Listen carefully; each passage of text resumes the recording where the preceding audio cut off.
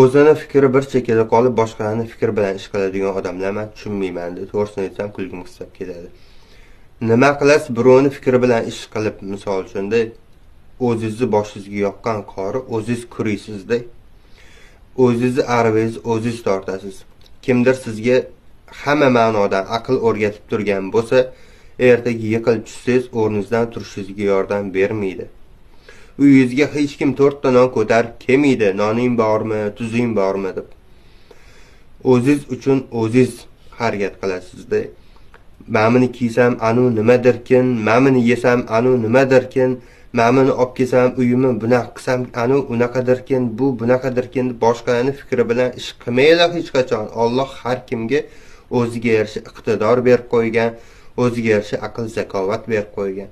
Shu kallani ishlatish kerak. Ko'tarib yurganinglar boshi ichida miya bor.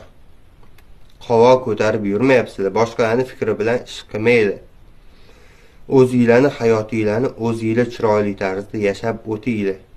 Hayot bir marta berilgan odamga shuni tushuninglar. Ey tovag'lim, har kim o'zidan kelib chiqib boshqalarga baho beradi. Har kim o'zidan kelib chiqib boshqalarga aql o'rgatadi. Misol uchun boshingizga biror mushkulot tushsa, yordam so'rang o'sha odamlardan. Sizga aql chiqadi yana.